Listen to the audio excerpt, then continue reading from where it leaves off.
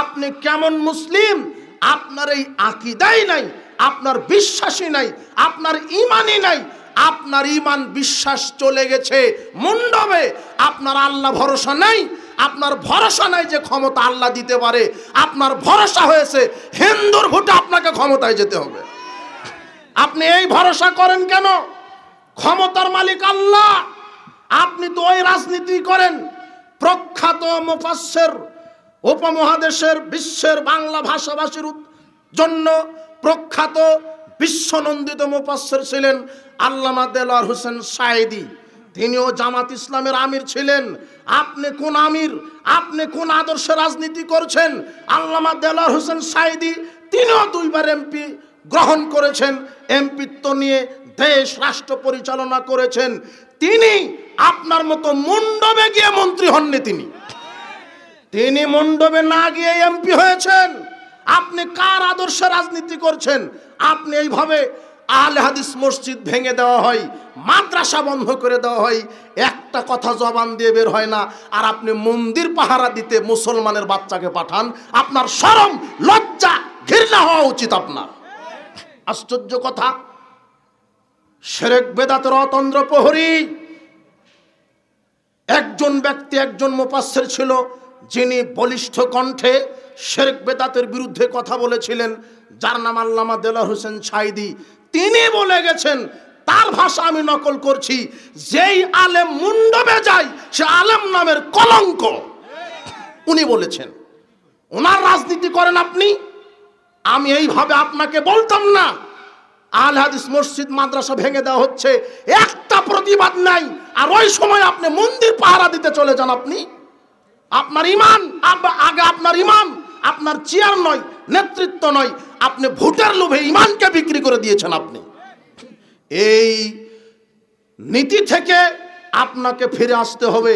মুসলমান ইহুদি খ্রিস্টানের এই গণতন্ত্র, এই সেকুলার, এই ন্যাশনালিজমের মুখাপেক্ষী হয়ে রাজনীতি করতে চাই না। রাজনীতি করা ফরজ, অবশ্যই করতে হবে। আরে রাজনীতি তো করবে, এদেশের আলেম ওলামায় নেতা হবে, রাজনীতি করা ফরজ, তবে অবশ্যই সেটা হতে হবে মুহাম্মদ সাল্লাল্লাহু আলাইহি ওয়াসাল্লামের রাজনীতি।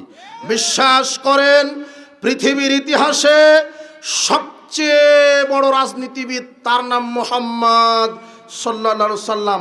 আশ্চর্য কথা, আপনার নেতা বলছে হুজুর কেন রাজনীতি করবে? বেটা, হুজুরি রাজনীতি করবে, কেননা রাজনীতির কিতাবই হচ্ছে কোরআন মাজিদ। মানুষ সৃষ্টি করেছে আল্লাহ, আর ওই মানুষ চলবে কি করে আর বিধান দিয়েছেন কে? আল্লাহ। মানুষ সৃষ্টি করেছেন আল্লাহ, মানুষকে বিধান দিয়েছেন আল্লাহ। আল্লাহর বিধানে মানুষকে পরিচালিত হতে হবে। হুজুর দেশের আলেম ওলামায় রাজনীতি করবে, এই জামাত ইসলামী রাজনীতি করবে, সমস্যা নেই, কিন্তু অবশ্যই তাকে রসুলের আদর্শ রাজনীতি করতে হবে। আল্লাহদেরকে কবুল করুন, দোয়া রাখি। কিন্তু কশ্চিনকালেও এই গণতান্ত্রিক পদ্ধতিতে বাংলার জমিনে টোটাল ইসলাম কায়েম হবে না। কেন? ইসলাম একটা নিজস্ব তার আদর্শ আছে, ইসলামের নিজস্ব পাওয়ার আছে। ইসলাম মানব রচিত কোনো বিধানের মতবাদের মোকাপেক্ষী নয়। ইসলাম মানতে হবে সার্বিক জীবনে। সালাতে আল্লাহর বিধান, সালাতে রসুলের তরিকা, রাজনীতিতেও রসুলের তরিকা। শোনেন, পৃথিবীর ইতিহাসে সবচেয়ে বড় রাজনীতিবিদ, যার নাম মুহাম্মদ সাল্লাল্লাহু আলাইহি ওয়াসাল্লাম, পৃথিবীর ইতিহাসে সবচেয়ে বড় অর্থনীতিবিদ, পৃথিবীর ইতিহাসে সবচেয়ে বড় রাষ্ট্রনায়ক, পৃথিবীর ইতিহাসে সবচেয়ে বড় সমাজ সংস্কারক, আকাশের নিচে জমিনের উপরে সবচেয়ে পরহেজগার মানুষ, সবচেয়ে তাকওয়াশীল মানুষ, সবচেয়ে বিনয়ী মানুষ, সবচেয়ে নম্র মানুষ, যার নাম মুহাম্মদ সাল্লাল্লাহু আলাইহি ওয়াসাল্লাম। যার আদর্শ ছাড়া পৃথিবীতে কোনো আদর্শ নেই, যার নীতি ছাড়া পৃথিবীতে কোনো নীতি নেই, যার আদর্শ ছাড়া পৃথিবীতে কোনো আদর্শ নেই। এই মুহাম্মদ সাল্লাল্লাহু আলাইহি ওয়াসাল্লামের আদর্শ বাদ দিয়ে যদি আপনি সালাত, সিয়াম, হজ, যাকাত, অর্থনীতি, রাজনীতি করতে যান, বিশ্বাস করেন আপনি কল্যাণ থেকে বঞ্চিত হবেন। আপনাকে মুহাম্মদ সাল্লাল্লাহু আলাইহি ওয়াসাল্লামের আদর্শে ফিরে যেতে হবে, না হলে আপনি কবরে পরকালে ধরা খেয়ে যাবেন। উপস্থিত বৈঠকের মুসলিম দিনী ভাই বোন, আপনাকে ইসলাম বলতে শুধু মসজিদ মাদ্রাসা ইসলাম নয়, সালাত সিয়াম হজ যাকাতে তো ইসলাম ইসলাম আছে, অর্থনীতিতেও ইসলাম মানতে হবে। শুধু অর্থনীতি বাদ দিতে হবে। আগামীতে যারা ক্ষমতায় যাবে, আমরা ইসলামের নিদর্শন, ইসলামের নীতি হলো নেতার পরিবর্তন নয়, ইসলামের নীতি হলো নীতির পরিবর্তন। নীতির পরিবর্তন করে দিতে হবে। আরে ওই নেতা ওই নেতাই থাক, ডক্টর ইউনূস আছে উনিই থাক, কোনো সমস্যা নাই। কিন্তু উনি বলবে আগামীতে যে নেতা হবে সংসদে ৩০০টা সিট, এই ৩০০টা সিটের এমপি মন্ত্রী নেতা হিসেবে বসবে এই দেশের হকপন্থী আলেম ওলামারা। আর সংসদের সংবিধান হবে কোরআন আর হাদিস। আমরা নেতার পরিবর্তন চাই না, নীতির পরিবর্তন চাই। এদেশের নেতৃত্ব দিবে আলেম ওলামা। কোন ঘুষখোর, কোন সাদাবাজ, কোন দুর্নীতিবাজ, কোন লুচ্চা, কোন বেনামাজি, কোন মুশরিক, কোন মদখোর, কোন হারামখোর, কোন লুচ্চা নেতা হওয়ার যোগ্যতা রাখে না। এরা কেন নেতা হবে? নেতা হবে দেশের আলেম। আশ্চর্য কথা, আপনি ঠিক বলছেন আবার কোন কণ্ঠে? একজন মসজিদের 1000 জন মুসল্লির জন্য ইমাম নিয়োগ দেওয়া হয়। ইমামের মাথা থেকে পা পর্যন্ত আপনি দেখেন ডিগ্রি কত বড়, কেরাত কেমন, প্যান্ট টাকনোর ওপরে কিনা, দাড়ি চাষে কিনা, দাড়ি আছে কিনা, বউ পর্দায় থাকে কিনা, এত কিছু দেখেন। মাত্র 1000 লোকের ইমামতি করবে। আর আপনি যাকে এমপি বানাবেন ও তো 5 লক্ষ মানুষের নেতা হবে। আপনি কি কোনোদিন দেখেছেন এই এমপি 5 ওয়াক্ত সালাত আদায় করে কিনা, মুখে দাঁড়িয়ে আছে কিনা, প্যান্ট টাকনোর ওপরে আছে কিনা, আপনার বউ পর্দায় থাকে কিনা, মদ খায় কিনা, গাঁজা খায় কিনা? আপনি এটা দেখেন না। আপনি ছাগলের মতো 500 টাকা দিয়ে বিক্রি হয়ে যে ওযুই জানে না, নামাজ তো বহুদূর কথা, এমন হারামখোরকে আপনি নেতা বানান আপনি। তাহলে এ সমাজে এসে এ কি সালাত কায়েম করতে পারবে? এ কি জেনা বন্ধ করতে পারবে? ওই নেতাই 1400 জন নারীকে নিয়ে রাত কাটাবে, ওই নেতাই গাঁজা খাবে, ইয়াবার ব্যবসা করবে। আপনি হারামখোর এদেরকে নেতা বানান কেন? আগামীতে বাংলাদেশে নেতৃত্ব দিবে এদেশের হকপন্থী আলেম ওলামা। এরাই হবে নেতা, এরাই হবে এমপি, এরাই হবে মন্ত্রী। আর বাংলাদেশের সংবিধান হবে কোরআন আর হাদিস। আল্লাহ, তুমি এমন একটা অভ্রান্ত সত্য নেতা পাঠাও যে কোরআন সুন্নাহর আদর্শ দিয়ে সারা বাংলাদেশকে শিরক বেদাত আর নির্যাতিত মানুষের পাশে দাঁড়াবে। অন্যায়, জুলুম, সুদ, ঘুষ, দুর্নীতি একেবারে মিটিয়ে দিবে। ইসলামের আদর্শে, মুহাম্মদ সাল্লাল্লাহু আলাইহি ওয়াসাল্লামের আদর্শে গোটা দেশটাকে আলোকিত করবে। এমন অভ্রান্ত নেতা আল্লাহ তোমার কাছে আমরা ভিক্ষা চাই, তুমি কবুল করো। এমন নেতার পাশে দাঁড়ান। হে যুবক, তুমি যেই নেতার বক্তব্য শুনলে, আরে আজকে শুনেছো তুমি নেতার বক্তব্য, ও কি তোমাকে ওযুর কথা বলেছে, ইমানের কথা বলেছে, সালাতের কথা বলেছে? ওর বক্তব্যে বোঝা যায় তুমি ওর দল করলে গাঁজা খাওয়ার টাকা পাবে, তুমি নারী পাবে, গাড়ি পাবে। তোমার নেতা শুধু তোমাকে দুনিয়া দিতে পারবে, তোমার নেতা পরকাল দিতে পারবে না। তোমার নেতার মুখে ওযুর বক্তব্য নাই, ইমানের বক্তব্য নাই, সালাতের বক্তব্য নাই। তোমার নেতা বলছে আমার দল করো, গাড়ি লাগলে গাড়ি দিব, বাড়ি লাগলে বাড়ি দিব, পদবি লাগলে পদবি দিব। আরে রাস্তাঘাট সোনা দিয়ে মুড়িয়ে দেবো বেটা। রাস্তাঘাট যদি সোনা দিয়ে মুড়িয়ে দেয় 5 পয়সা উপকার হবে না। সারা পৃথিবীর নেতা আপনাকে বানিয়ে দিলে উপকার হবে না যদি আপনার ইমান ঠিক না থাকে। তা আপনি কোন নেতার পিছনে ছুটেন? হারামখোর, বেনামাজি, লুচ্চা, বদমাশ, গাঁজাখোর এমন নেতার পিছনে ছুটে কেন? ও তো জাহান্নামে যাবে, যাবে তোমাকে নিয়ে যাবে। তুমি এমন নেতার পিছনে ছোটো যেই নেতা অভ্রান্ত সত্য কথা বলে, চাকরির ভয়ে, জীবনের ভয়ে জাহেলিয়াতের সাথে মিশে যায় না। তোমাকে ওই আলেম সম্পর্কেও আমি আজকে সতর্ক করছি, যেই আলেম চাকরি বাঁচাবার জন্য বেদাতের বিরুদ্ধে কথা বলতে পারে না, বিলায়ের মতো ম্যাও ম্যাও করে সমাজে নেতৃত্ব দেয়, এই আলেমের পাশাটা তুমি বন্ধ করো। বলতে পারে না বেদাতকে বেদাত, বলতে পারে না কুলখানি বেদাত, চেহলাম বেদাত, মানুষ মারা গেলে 40 দিনে 40 খাওয়ানো বেদাত, হালুয়া রুটি বেদাত, ফরজ সালাতের পরে সম্মিলিত মোনাজাত বেদাত, সভা সমিতির পরে, জানাজার পরে, বিবাহের বৈঠকের পরে, ঈদের সালাতের পরে সম্মিলিত মোনাজাত বেদাত। এটা বলতে পারে না কেন? ওর চাকরি চলে যাবে। মাত্র 5000 টাকার কাছে তার ইমানকে সে বিক্রি করে দিয়েছে। এই ইমামের পাশ আটবে না।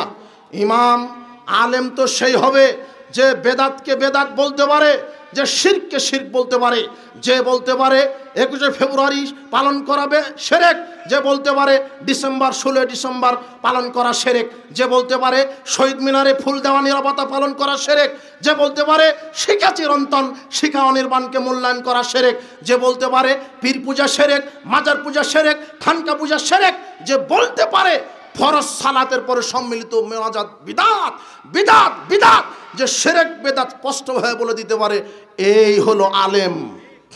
এই আলেমের কথা শোনা। চাকরি বাঁচাবার জন্য বেদাত করছে তোমার আলেম, ও আলেম নয়, ও হলো জালেম একটা। ও বেদাতকে বেদাত বলতে পারে না, ও সুন্নাহকে সুন্নাহ বলতে পারে না। খুব কষ্ট করে বলে বেদাতে আমলকে যে সুন্নাতের খেলাফ, তাও বেদাতকে কি বলতে পারে না, বেদাত বলতে পারে না। খুব কষ্ট করে বলে কি এটা সুন্নাতের কি খেলাফ। কি চাটুকার, কি ধান্দাবাজ তোমার ইমাম, তোমার ওই আলেম। এই আলেম থেকে আল্লাহ তোমাকে হেফাজত করুক, এই আলেমকে আল্লাহ হেদায়েত দান করুক। এরাই হলো ভ্রান্ত আলেম। এই ভ্রান্ত আলেম থেকে আমাকে বিরত থাকতে হবে। আমরা কারো বিরোধী নই, কোনো দলের বিরোধী নই, কোনো ব্যক্তির বিরোধী নই, আমরা নীতি আদর্শের বিরোধী।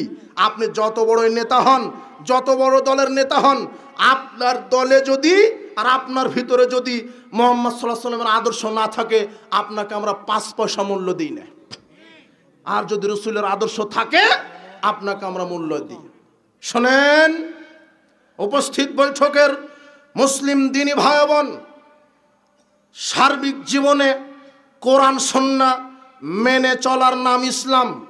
শুধু মসজিদে 5 ওয়াক্ত সালাত আদায়ের নাম ইসলাম নয়, শুধু হজ মৌসুমে হজ করা ইসলাম নয়, শুধু রমাদানে সিয়াম পালন করার নাম ইসলাম নয়। রমাদানে সিয়াম পালন করবেন যার তরিকায়, অর্থনীতি রাজনীতি করতে হবে তার তরিকায়, এর নাম ইসলাম। মসজিদে সালাত আদায় করবেন যার তরিকায়, রাজনীতিও করতে হবে তার তরিকায়, এর নাম ইসলাম। শোনেন, মানুষ মারা গেলে কবরে জিজ্ঞাসা করা হবে 3টা প্রশ্ন মৌলিক। 1, মান রব্বুকা, তোমার আইনদাতা কে? রব মানে কি? রব মানে আইনদাতা, রব মানে প্রতিপালক, রব মানে জীবনদাতা, রব মানে সৃষ্টিকর্তা, রব মানে মৃত্যুদাতা। কথা বুঝেননি মনে হয়। কবরে জিজ্ঞাসা করা হবে মান রব্বুকা, তোমার আইনদাতা কে? তখন তুমি বলিও রব্বি ইহুদি খ্রিস্টান। তোমার অফিস আদালত কোর্ট কাচারি সব তো ইহুদি খ্রিস্টানের আইন। তুমি দুনিয়াতে মানবে ইহুদি খ্রিস্টানের আইন, আর কবরে তুমি আল্লাহর নাম মুখ দিয়ে আসবে? আশ্চর্য কথা। তুমি দল করো একটা, আর এক দলের কাছে গেছো তুমি চাকরি নিতে, চাকরি দিবে? তোমার নীতি তো উল্টা। যেই দল সরকার হয় ওটা দলের সরকার হয়, জনগণের সরকার কোনোদিন হয়নি বাংলাদেশে। আওয়ামী লীগ সরকার ও আওয়ামী লীগের সরকার হয়েছে, বিএনপি সরকার বিএনপির সরকার হয়েছে, এরা জনগণের সরকার হতে পারেনি। বিরোধী দল এই দলীয় সংকীর্ণতায় ভুগেছে। আরে শোনো, তুমি করো বিরোধী পার্টির লোক, আপনারে এটা কি এই এলাকার নাম ফুলকট, এই মাঠে দাঙ্গা হয়েছে, মারামারি হয়েছে। আপনি ওই দিন ওই তারিখে যেই সময়ে মারামারি হয়ে একজন মার্ডার হয়েছে, ওই দিন আপনি চট্টগ্রামে ছিলেন, কিন্তু আপনি বিরোধী দলের লোক হয়, আপনি ওই মার্ডারের 1 নম্বর আসামি। এর নাম হলো সরকার ব্যবস্থা বাংলাদেশের। তোমার দাদা 1 শতক জমির উপরে কেস করে গেছে, তুমি বুড়া হয়ে গেছো, তো তোমার এই কোর্ট কাচারি 1 শতক জমির মামলা এখনো মিটাতে পারেনি। এটা হলো দুর্নীতিবাজ বাংলাদেশ। আশ্চর্য কথা। তুমি কোথায় নেতৃত্ব দিতে এসেছো? আশ্চর্য কথা। তুমি কোথায় নেতৃত্ব দাও? যে দেশের 95% মানুষ সালাতি আদায় করে না, তুমি আবার কোথায় নেতৃত্ব দিতে এসেছো? নেতৃত্ব যখন তোমার নেতা আসবে, তাকে মুহাম্মদ সাল্লাল্লাহু আলাইহি ওয়াসাল্লামের ভাষাতে কথা বলতে হবে। কিভাবে কথা বলতে হবে? মুহাম্মদ সাল্লাল্লাহু আলাইহি ওয়াসাল্লাম বলেছেন, শোনো আমার জাতি, লাই ইফলিহা কাওমুন ওয়ালাউ আমরহুম ইমরাতান। যেই দেশের একজন নেতা হবে মহিলা, সেই দেশে গজব নাজিল হবে। এই দেশের সবাই মহিলা, ওই দল এই দল সবাই। তোমার এই নেত্রীর নামে ভোট চেয়ে গেল, তোমার নেতা ও তো চলে গেল, ওকে বলেছে আপনি বসেন, তোমার নেতা বসেনি। আমি তো তোমার নেতাকে ওইভাবে, আমি কি বলবো তোমার নেতাকে? তোমার নেতাকে বক্তব্য শুনতে হবে। সাধারণ মানুষ পরিবর্তন হওয়ার চাইতে নেতার পরিবর্তন জরুরি। কেন? নেতা যদি পরিবর্তন হয়, সমাজ এমনিতেই পরিবর্তন হবে। টাঙ্কিতে যদি মরা কুকুর পড়ে থাকে, পরিষ্কার পানি পাবেন না। টাঙ্কি পরিষ্কার করলে পরিষ্কার পানি পাবেন। টাঙ্কি পরিষ্কার করতে হবে। হুজুর পর্দার ওয়াজ করবে মানে পর্দা সংসদে কায়েম করতে হবে। সংসদ থেকে বলে দিবে, শোনেন, আজ থেকে আকেল বালেক প্রত্যেক নারীর পর্দা করা ফরজ। যে মহিলা পর্দা করবে না তাকে 5 বছর জেলখানায় বন্দি থাকতে হবে। কিসের আমি আপনাকে সালাতের ওয়াজ শোনাবো, বাবাজিরা সালাত আদায় করো? জি না, সংসদ থেকে বলে দেওয়া হবে কেউ যদি সালাত আদায় না করে তার আজীবন জেল হবে। কিসের আমি আপনাকে মদের বিরুদ্ধে বক্তব্য দিব? সংসদ থেকে বলে দেওয়া হবে কেউ যদি মদ পান করে প্রথম অবস্থায় 40টা জুতার বাড়ি, দ্বিতীয় অবস্থায় যদি করে 80টা, তৃতীয় অবস্থায় যদি করে তাহলে তাকে 5 বছর জেল। এটা হবে সংসদ থেকে আইন পাস। কেউ যদি চুরি করে তাহলে তার হাত কেটে দেওয়া হবে। শোনো আই যুবক, তোমার নেতা ইসলাম চায় না, যারা নেতৃত্বে আছে তারাই চায় না। কেন? ও যদি ইসলাম চায় তাহলে তোমার নেতারই হাত আগে কাটা হবে। যে দেশে পিয়ন 400 কোটি টাকার মালিক হয় তাহলে মন্ত্রীর অবস্থা কোথায়? তোমার নেতা ইসলাম চাবে না কেন? জেনা করলে তাকে পুঁতে মেরে ফেলে দিতে হবে, তোমার নেতাকে আগে পোঁতা লাগবে। ওর একটা দুটা নারীর সাথে সম্পর্ক না, শত শত নারীর সাথে সম্পর্ক। তুমি সাবধান হও, ইসলামকে সার্বিক জীবনে মেনে চলো। মৌলিক প্রশ্নই হবে কবরে 3টা, মান রব্বুকা, তোমার আইনদাতাকে। এখন তুমি সমাজে আল্লাহর বিধানই মাননি, তুমি কিভাবে বলবে? তুমি তো মুনাফিক। মা দিনুকা, তোমার দিন কি? তখন তুমি বলবে দিনই ডেমোক্রেসি। আমার দিন ডেমোক্রেসি, গণতন্ত্র। তোমার দিন তো ইসলাম না। মান নাবিউকা, তোমার নবীকে? তখন বলবে নবী আব্রাহাম লিঙ্কন। আমার নবী আব্রাহাম লিঙ্কন। তাই তো, তোমার নীতি আদর্শ তো ইহুদি খ্রিস্টানের। তোমার সমাজের একটা বড় নেতা মারা গেছে, এখন তোমার মসজিদের হুজুর বলছো বিসমিল্লাহ আলা মিল্লাতে রাসূলিল্লাহ, আল্লাহর নামে রসুলের দলে উঠিয়ে দিলাম। অথচ হারামখুরের মুখে নাই দাড়ি, নিচে প্যান্ট টাকনুর নিচে, পাজামার নিচে মরা পর্যন্ত সিগারেট বিড়ি গাঁজা খাইছে, ওযুই জানে না, সালাত আদায় করেনি, বেনামাজি। এই হারামখুরকে পোঁতার সময়তে বললে রসুলের দলে উঠিয়ে দিলাম, এই হারামখুরকে রসুল তার দলে নিবে না। রসুলের দল করে মারা যেতে হবে, তাহলে রসুল আপনাকে তার দলে নিবে। আল্লাহ আপনাকে বুঝার তৌফিক দান করুন। উপস্থিত বৈঠকের মুসলিম দিনী ভাই বোন, সার্বিক জীবনে ইসলাম ভ্রান্ত আলেম থেকে বেঁচে থাকেন। যারা সমাজের শিরক বেদাতের ডিলার হাতে নিয়ে নেমেছে, বাপ দাদার দোহাই দিয়ে ধর্ম চালায়, বাপ দাদার দোহাই দিয়ে ধর্ম চালায়, বাপ দাদার দোহাই দিয়ে সমাজের শিরক বেদাত কায়েম রাখে, এই হুজুরের ইত্তেবা করো না। শোনো, আল্লাহ বলছেন সূরা আনামের 112 আর 121, এই দুটো আয়াত তুমি পড়বে, তোমার হুজুরকে পড়াবে। আল্লাহ বলছেন পৃথিবীতে শয়তানের কিছু দালাল আছে। কার দালাল? শয়তানের দালাল। আর শয়তানের দালালই হচ্ছে এই এক শ্রেণীর এই ভ্রান্ত আলেমেরা। কারা? আলেমেরা। সমাজে শিরক বেদাত তৈরি করেছে ভ্যান চালক, রিক্সা চালক, না টুপি দাঁড়িয়েওয়ালা এরা। আর শয়তান এটা চায় যে আমি শিরকের মাধ্যমে ঈমান নষ্ট করে দিই আর বেদাতের মাধ্যমে আমল নষ্ট করে দিই। তাই সমাজে বেদাতি আমল চালু করেছে এই হুজুরেরাই।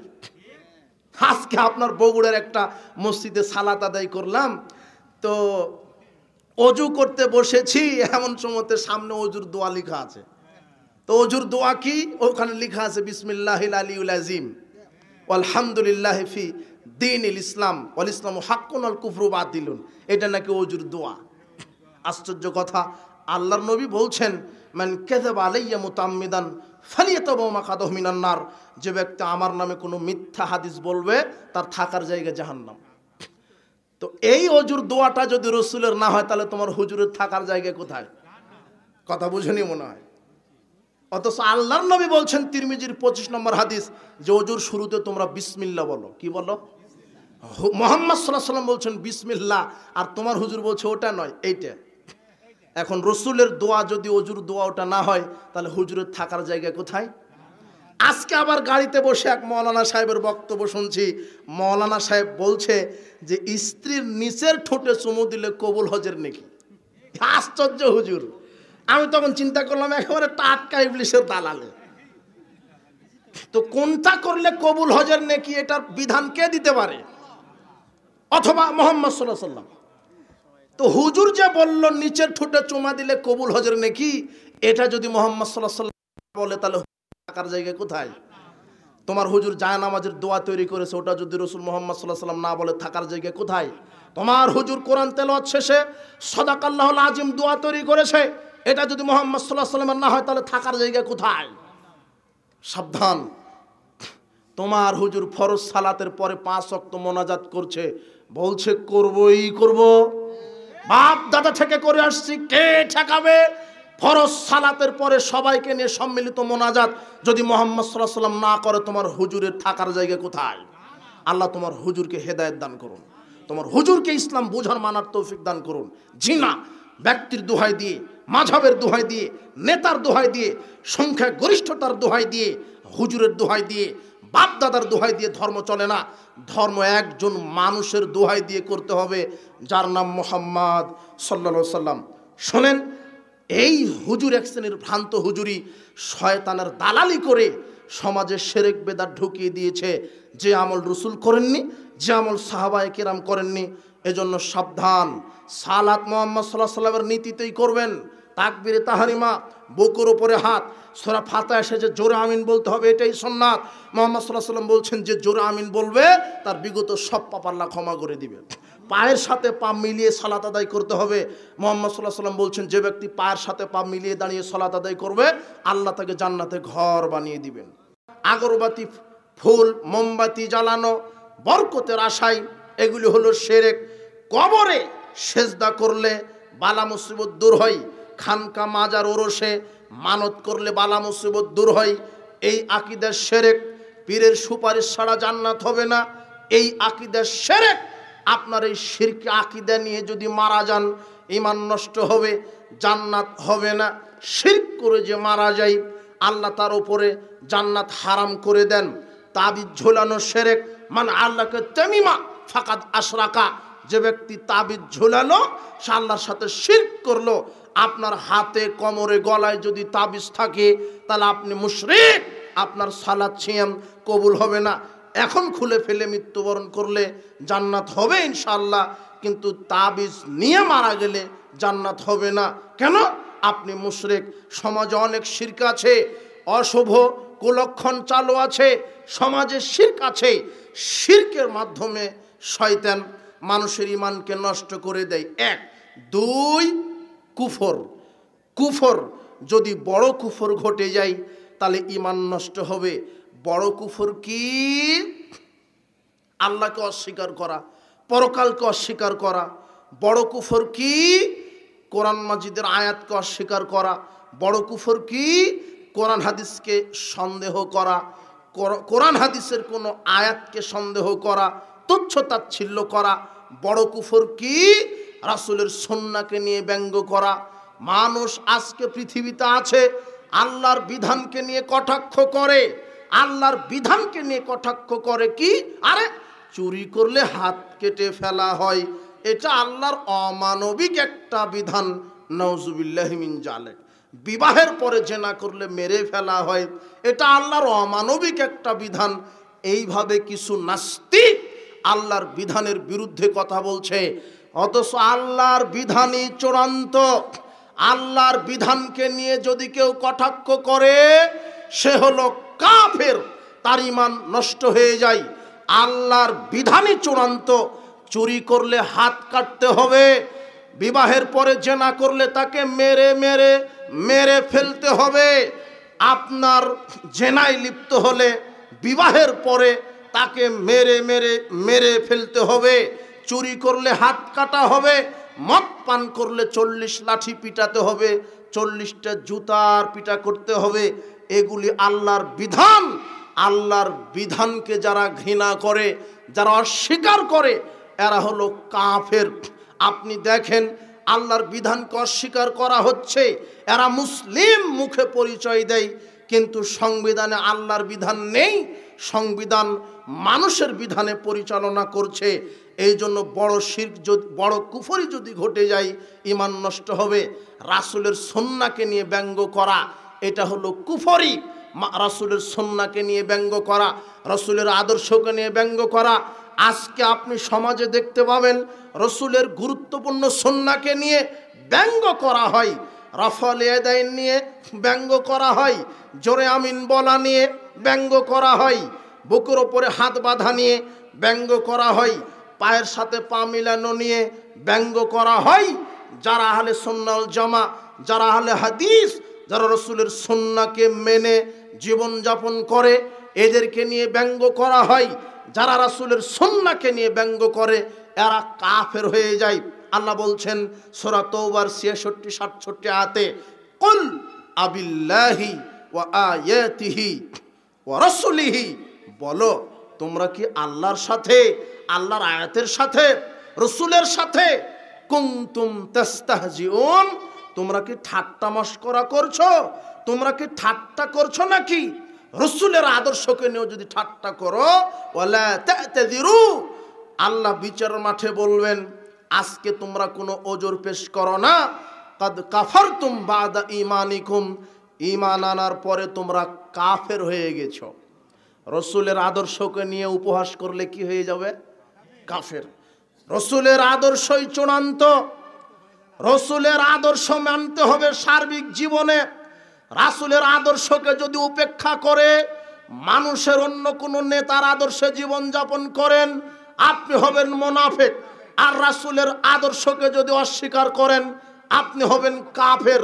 আল্লাহ বলছেন লাকাদ কানা লাকুম ফি রাসূলিল্লাহি উসওয়াতুন হাসানা। আল্লাহ বলছেন শোনো, সারা পৃথিবীর সব মানুষের জন্য আমি রাসূলের মধ্যে আদর্শ দিয়ে দিলাম। আপনি যা কিছু করবেন, সালাত, সিয়াম, হজ, যাকাত, তাসবিহ তাহলিল, কোরআন তেলাওয়াত, দান সাদাকা, আপনার অর্থনীতি, সমাজনীতি, রাজনীতি, পররাষ্ট্রনীতি, অর্থনীতি, শিক্ষানীতি, ব্যক্তিনীতি, আপনি যা কিছু করবেন আল্লাহ বলে দিয়েছেন একজন মানুষের আদর্শ মতো করতে হবে, যার নাম মুহাম্মদ সাল্লাল্লাহু আলাইহি সাল্লাম। দুর্ভাগ্যজনক সত্য হলেও এটা সত্য, আজকে মানুষ ইসলামকে টোটালি পূর্ণভাবে বুঝতে পারেনি, রাসূলের আদর্শকে বুঝতে পারেনি। শুধু মনে করেছে রাসূলের আদর্শ মানে টুপি দাড়ি রেখে দেওয়া। জি না, শুধু টুপি দাড়ি রাখার নাম রাসূলের আদর্শ নয়। আপনি যেই সালাত, রাসূলের তরিকায় যেই সালাত আদায় করবেন, ওই রাসূলের তরিকাতে আপনাকে রাজনীতিও করতে হবে। সালাত কার তরিকায়? রাসূলের। আমি মুহাম্মদ সাল্লাল্লাহু আলাইহি সাল্লামের উম্মত, আমি মুনাফিক হব কেন? আমার শেষ নবী, শ্রেষ্ঠ নবী, একজন অভ্রান্ত সত্য নবী, একজন আদর্শবান নবী, যার নাম মুহাম্মদ সাল্লাল্লাহু আলাইহি সাল্লাম। আমি তার নীতিতে সিয়াম রাখব, তার নীতিতে হজ করব, তার নীতিতে ইবাদত করব, তার নীতিতে সালাত আদায় করব। ওই তার নীতিতেই আমাকে রাজনীতিও করতে হবে। এটাই হলো ইমানদারের বৈশিষ্ট্য। কিন্তু আমি আজকে ক্ষমতার লোভে, চেয়ারের লোভে রাসূলের রাজনীতি আমার পছন্দ হয়নি। আমি জাহেলিয়াতের সাথে মিশে গেছি, পাশ্চাত্যের গণতন্ত্র, আপনার সেকুলারিজম, আপনার ক্যাপিটালিজম, আপনার ন্যাশনালিজমের সাথে মিশে গেছি। আরে যারা ধর্ম বুঝে না তারা তো ইহুদি খ্রিস্টানের নীতির সাথে মিশে গেছে। এদেশের দাড়ি টুপিওয়ালা হুজুরও মিশে গেছে। ওরাও ধর্ম বুঝেনি, ওরা মনে করে সে শুধু দাড়ি টুপি রাখাই নবীর সুন্নাত, নবীর আদর্শ। জিনা, ভুল হয়েছে। আপনি শরীয়তকে অপব্যাখ্যা করেছেন, আপনি ভোটের লোভে, ক্ষমতা চেয়ারের লোভে বলছেন। আজকে আপনি হিন্দুর মণ্ডপে যাচ্ছেন মণ্ডপ উদ্বোধন করার জন্য, দুটো হিন্দুর ভোটের লোভে আপনার ভুল হচ্ছে, এটা আপনার ভুল হচ্ছে। আপনি শরীয়তকে অপব্যাখ্যা করবেন মানে আপনি বলছেন যে মুহাম্মদ নাকি ওই কাবা ঘরে মূর্তির ভিতরে ঢুকে সালাত আদায় করেছে। আপনি মিথ্যুক, আপনার জিহ্বা কাটা হবে। কাবা ঘরের ভিতরে মূর্তি ছিল না, কাবা ঘরের বাহিরে মূর্তি ছিল। আর মেনেও নিলাম ওই সময়তে টোটাল রাষ্ট্রটাই ছিল ওই ইহুদি খ্রিস্টান পৌত্তলিকদের। আর আপনার বাংলাদেশ তো মুসলমানের। আপনি মুসলিম আদর্শ ধারণ করবেন, আপনি মুহাম্মদ সাল্লাল্লাহু আলাইহি সাল্লামের আদর্শ ধারণ করবেন, যা মুহাম্মদ সাল্লাল্লাহু আলাইহি সাল্লাম করেননি। এই বেদাতকে প্রতিষ্ঠা করতে গিয়ে যদি আলেম বেদাতের ডিলার হাতে নিয়ে সমাজে মুহাম্মদ সাল্লাল্লাহু আলাইহি সাল্লামের সুন্নাহর উল্টা কিছু কায়েম রাখে, এই আলেমকে দিয়ে জাহান্নাম উদ্বোধন হবে। আল্লাহ বলছেন ইয়া আইয়ুহাল্লাযীনা আমানু, হে বিশ্বাসীগণ, লিমা তাকুলুনা মা লা তাফআলুন, তোমরা এমন কথা কেন বলো যা নিজেরাই করো না। কাবুরা মাকতান ইনদাল্লাহ আন তাকুলু মা লা তাফআলুন, আল্লাহর নিকটে এটা অতীব ঘৃণিত। আল্লাহর নিকটে এটা অতীব ঘৃণিত। কি ঘৃণিত? যে তোমরা মুখে বলো এক, কর্মে করো আরাক। যে আলেম মুখে বলে এক, কর্ম করে আরাক, এই আলেমের পরিণাম জাহান্নাম। আনাস রাদিয়াল্লাহু আনহু বলছেন, রাআইতু লাইলাতা উসরিয়া বিরিজালান, আমাকে মেরাজের রাত্রে কিছু ঘটনা দৃশ্য দেখানো হলো। আমি দেখলাম তুকরাজু শিফাহুম বিমাকারিজা মিনান নার, কিছু মানুষের জিহ্বা আগুনের কেচি দ্বারা কেটে দেওয়া হচ্ছে। কুলতু মান হাওলায়ে জিবরিল, আমি বললাম জিবরাইল, কোন ব্যক্তির জিহ্বা আগুনের কেচি দ্বারা কেটে দেওয়া হচ্ছে? তখন জিবরাইল বলছেন, হাওলায়ে খুতবাউ মিন উম্মাতিক, এরা হলো আপনার উম্মতের যারা বক্তা, যারা আলেম, যারা বক্তব্য দিয়ে বেড়াতো, যারা বক্তা, বক্তার জিহ্বা আগুনের কেচি দ্বারা কেটে দেওয়া হচ্ছে। আল্লাযীনা ইয়া'মুরুনান নাসা বিল বিররি ওয়া ইয়ানসাউনা আনফুসাহুম, যারা মানুষকে ভালো কাজের কথা বলতো, নিজেরাই ভালো কাজ থেকে দূরে থাকতো। ওয়াহুম ইয়াতলুনাল কিতাব, যারা কোরআন হাদিসও পড়তো। ওয়াহুম ইয়াকিলুন, কিন্তু চিন্তা ভাবনা করে জাতির সামনে কথা বলতো না। চাকরি বাঁচানোর জন্য, সমাজে প্রভাব খাটানোর জন্য বাপ দাদার দোহাই দিয়ে শিরক বিদাতের উপরেই কর্তৃত্ব কায়েম করতে চেয়েছিল। এই আলেম বক্তাদের জিহ্বা আল্লাহ আগুনের কেচি দ্বারা কেটে দিবেন। আবু হুরায়রা রাদিয়াল্লাহু আনহু বলছেন, রাসূল সাল্লাল্লাহু আলাইহি ওয়াসাল্লাম বলেছেন, ইন্না আওলান নাসে ইগজা আলাইহি ইয়াউমাল কিয়ামা, বিচারের মাঠে তিন শ্রেণীর মানুষকে দিয়ে আল্লাহ জাহান্নাম উদ্বোধন করবেন। তার এক, রাজুলুন উস্তুশহিদা, প্রথম যেই ব্যক্তি সে হবে শহীদ। শহীদকে দিয়ে আল্লাহ জাহান্নাম উদ্বোধন করবেন। মানে শহীদের মর্যাদা অনেক। আলেমের মর্যাদা যেমন, ঠিক শহীদের মর্যাদা এরকম। শহীদের অনেক মর্যাদা। আলেমের মর্যাদা থাকার পরেও কিছু আলেম জাহান্নামে চলে যাবে। শহীদদের মর্যাদা থাকার পরেও অনেক শহীদ জাহান্নামে চলে যাবে। দেখেন, মিকদাম বিন মাদি কারিব রাদিয়াল্লাহু আনহু তিনি বলছেন, আল্লাহর নবী বলেছেন, লিশাহিদে ইনদাল্লাহ সিত্তু খিসালিন, আল্লাহর নিকটে শহীদদের জন্য 6টা পুরস্কার রয়েছে। যে ব্যক্তি শহীদ, আল্লাহর নিকটে তার জন্য 6টা পুরস্কার রয়েছে। এক, ইউগফারু লাহু ফি আউয়ালি দাফআতিন, শহীদকে তার শরীর থেকে রক্তের প্রথম ফোঁটা মাটিতে ঝরার সাথে সাথেই তার পূর্বেই আল্লাহ শহীদদের সব পাপ ক্ষমা করে দেন। ওয়ুরামা কাদাহু মিনাল জান্নাহ, আর তাকে জান্নাতে থাকার জায়গা আল্লাহ দেখিয়ে দেন। 2, ইউজারু মিন আযাবিল কবরে, শহীদকে আল্লাহ কবরের আযাব থেকে বাঁচিয়ে দেন। ওয়ায়ামানু মিন ফাজিল আকবার, 3, কিয়ামতের বিভীষিকাময় আযাব থেকে শহীদকে বাঁচিয়ে দেন। 4, ইউযাউ আলা রাসিহি তাজুল ওয়াকারিল ইয়াকুতাত মিনহা খায়রুম মিনাদ দুনিয়া মা ফিহা, শহীদকে আল্লাহ এমন একটা ইয়াকুত মিশ্রিত মুকুট পরিয়ে দিবেন যাতে থাকবে ইয়াকুত মণি মুক্তা, সেটা দুনিয়া এবং দুনিয়ার ভিতরে যা আছে এর চাইতে দামি হবে। এই মুকুট শহীদকে আল্লাহ পরিয়ে দিবেন। 4, 5, ইউজাউযু সিনতাইনা সাবিনা যাওজাতাম মিনাল হুরিল আইন, শহীদকে আল্লাহ 70 জন সুন্দরী নারীর সাথে 72 জন সুন্দরী নারীর সাথে বিবাহ দিয়ে দিবেন। যা অন্য কোনো জান্নাতি, সাধারণ জান্নাতি যারা, তাদের জন্য 2টা থাকবে বিশেষ, আর যারা শহীদ তাদের জন্য বিশেষ থাকবে 72টি সুন্দরী নারী, তাদের সাথে আল্লাহ বিবাহ দিয়ে দিবেন। 6, ইউশাফাউ ফি 70 মিন আকরাবাইহি, 70 জনার সুপারিশের ব্যাপারে শহীদকে আল্লাহ ক্ষমতা দিবেন। আল্লাহ বলবেন, শোনো, তোমার নিকট আত্মীয় যারা ৭০ জন জাহান্নামে চলে গেছে, আমি তোমাকে সুপারিশের ক্ষমতা দিলাম। জাহান্নামী ৭০ জন আত্মীয় স্বজনকে তুমি জাহান্নাম থেকে মুক্ত করে জান্নাতে ঢুকিয়ে দাও। যেই শহীদ নিজে তো জান্নাতে যাবে, আত্মীয় স্বজনকে সুপারিশ করে জান্নাতে নিয়ে যাবে, কিন্তু এরকম শহীদকে দিয়ে আল্লাহ জাহান্নাম উদ্বোধন করবেন। কি কারণে? কোনো কারণ তো আছে। আলেমের এত মর্যাদা, অথচ আলেম দিয়ে জাহান্নাম। শহীদের এত মর্যাদা, শহীদ দিয়েই জাহান্নাম উদ্বোধন। তার নিয়তে গন্ডগোল ছিল।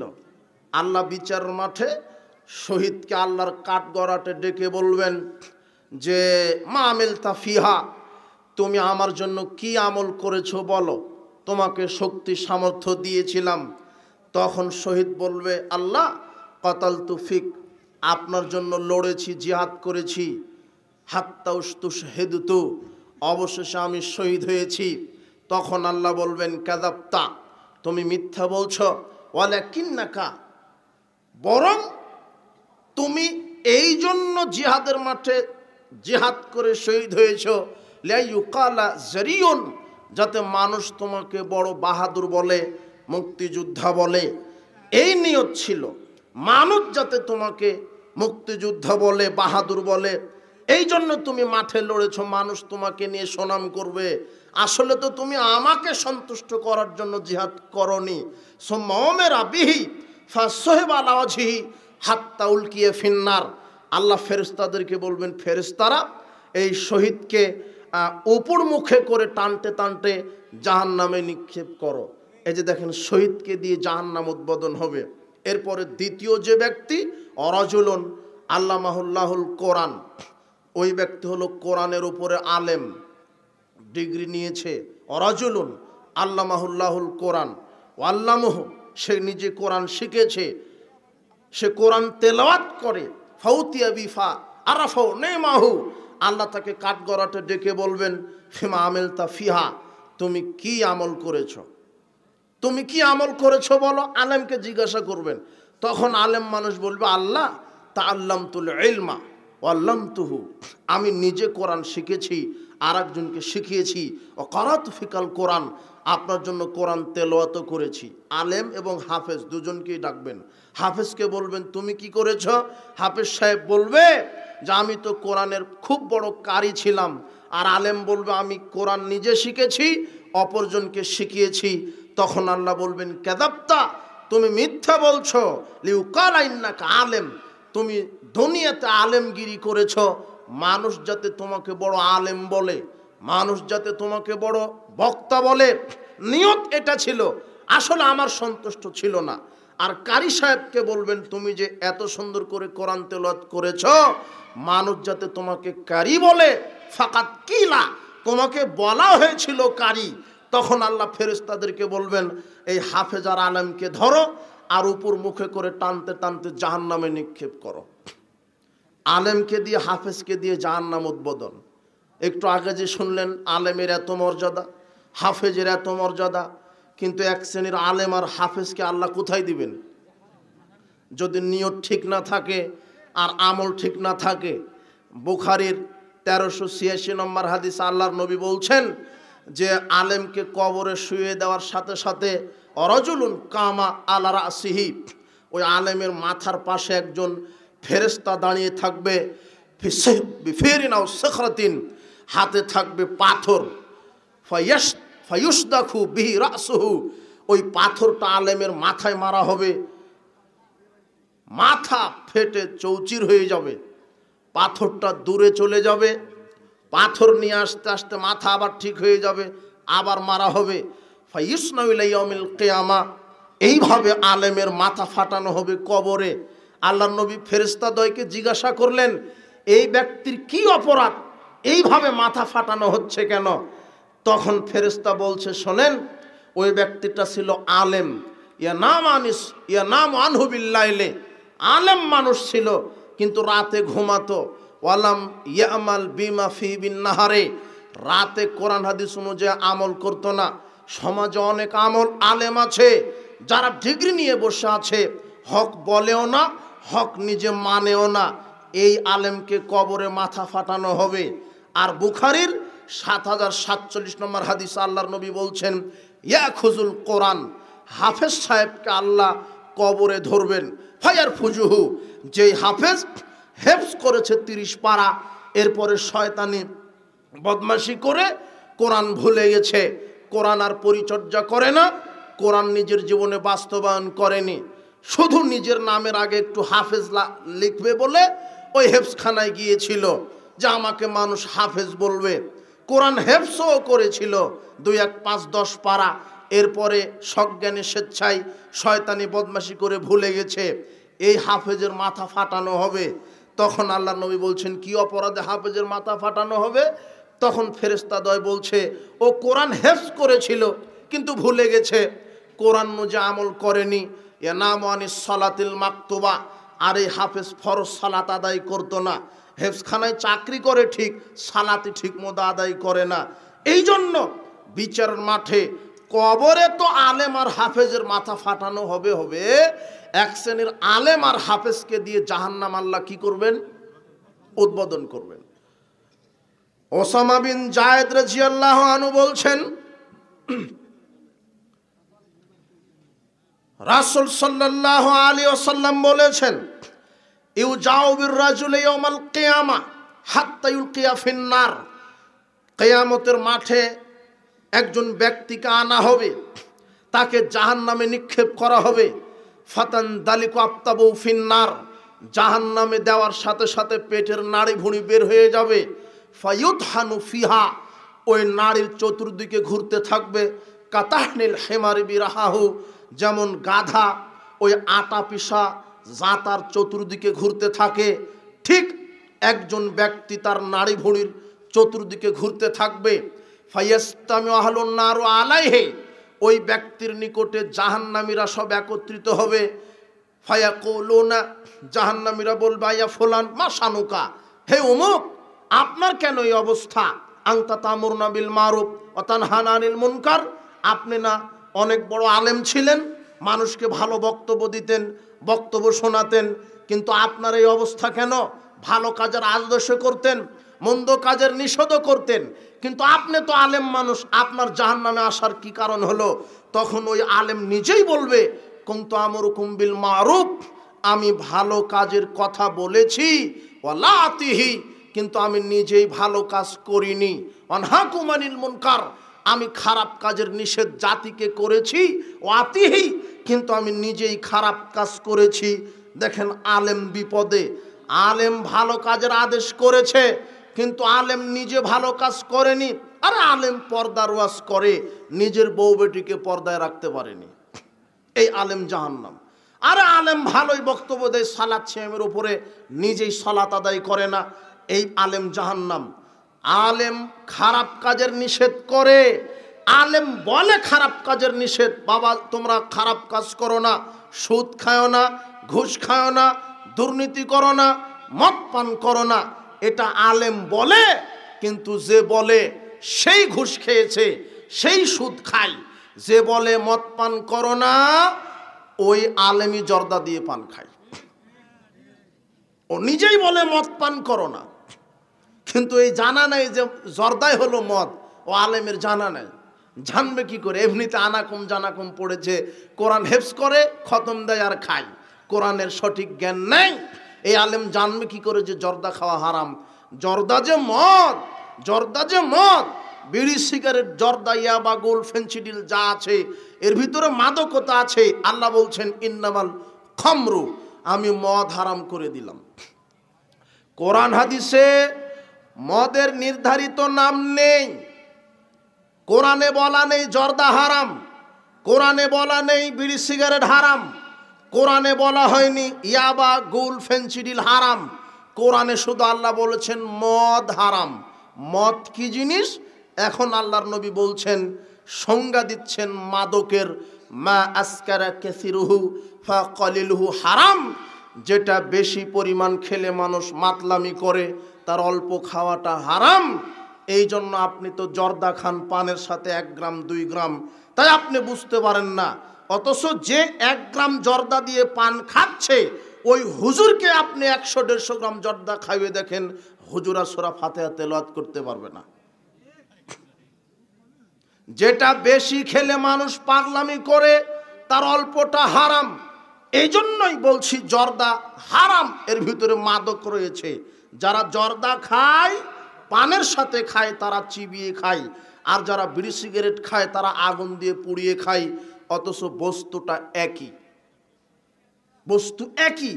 ওই বিড়ির মশলা, সিগারেটের মশলা আর পানের জর্দা দুটেই তামাক পাতা থেকে তৈরি হয়, তামাক পাতা থেকে দুটেই। যারা জর্দা খায় তারা চিবিয়ে খায়, আর যারা সিগারেট খায় তারা আগুন দিয়ে পুড়িয়ে খায়। আপনি আছেন এখানে, যদি জর্দা খেয়ে থাকেন আজকে তওবা করেন। যুবক, তুমি বিড়ি সিগারেট খাও, এটা জাহান্নামীদের খাদ্য। আল্লাহ বলছেন, আমি জাহান্নামীদেরকে যা খেতে দিব শরীর পরিপুষ্ট হবে না। জাহান্নামের খাদ্যের সাথে মিল আছে বিড়ি সিগারেট, জর্দা। বিড়ি সিগারেট খেলে কি শরীর পরিপুষ্ট হয়? জি না। আল্লাহ বলছেন, জাহান্নামীদেরকে যা খেতে দিব ক্ষুধা মিটবে না। বিড়ি সিগারেট জর্দা খেলে কি ক্ষুধা মিটে? জি না।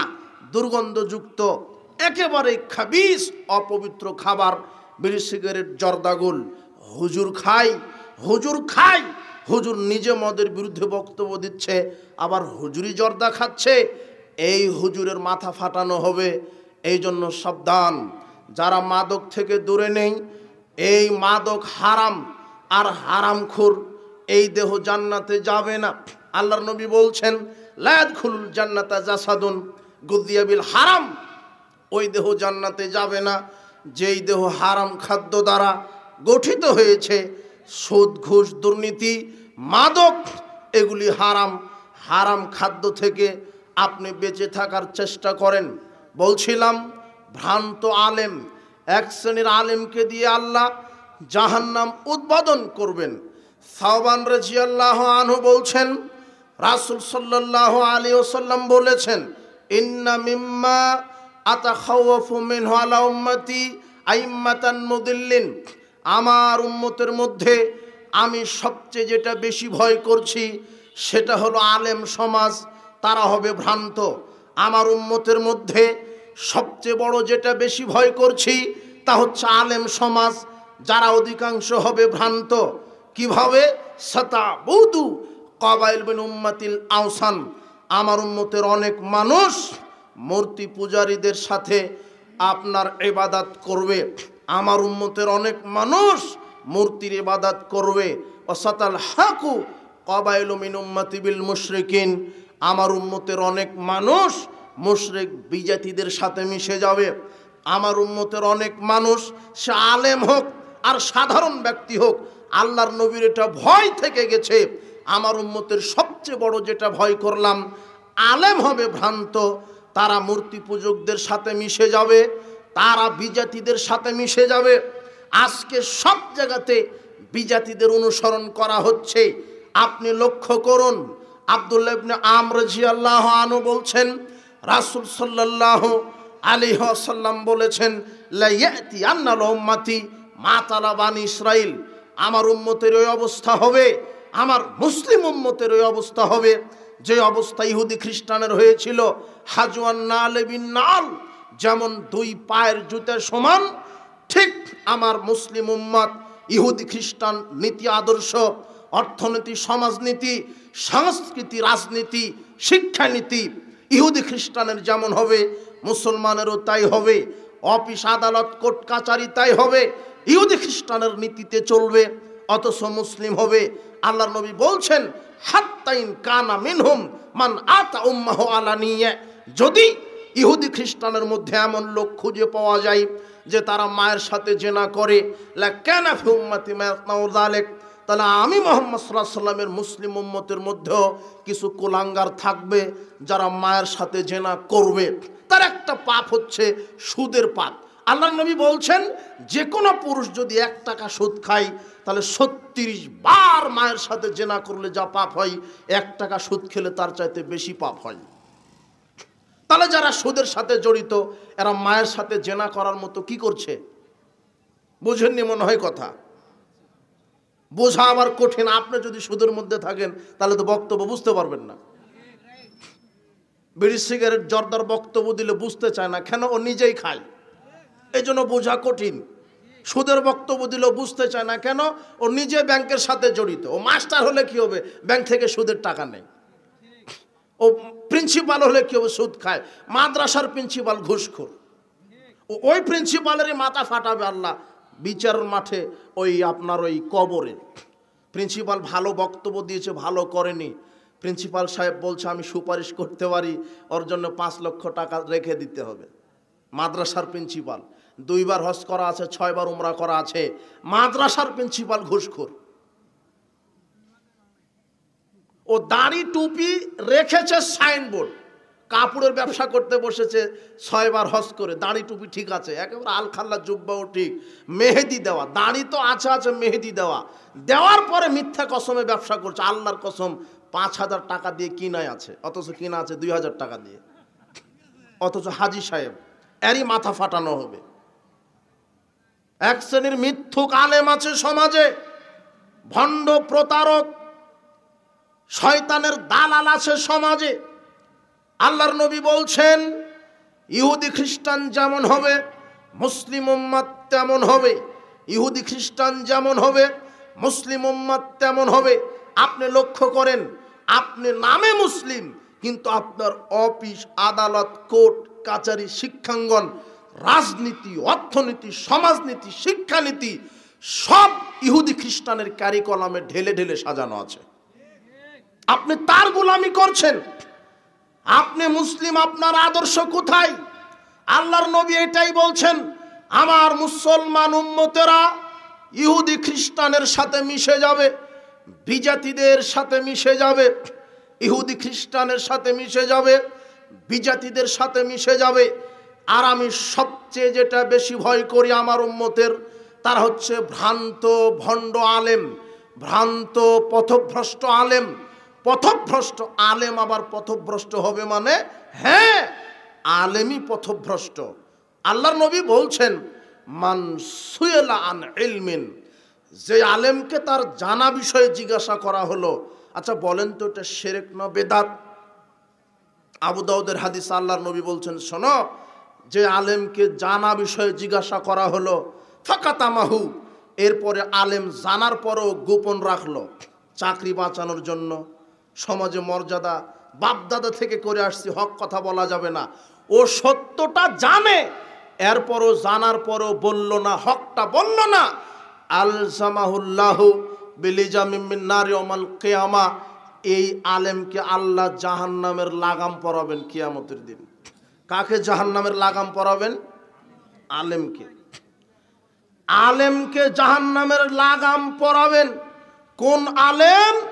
যেই আলেম হক জানে কিন্তু হক মানে না, হক জানে কিন্তু হক জাতির সামনে বলে না। এরকম অনেক আলেম আছে সমাজে যারা ইবলিস শয়তানের দালালি করছে।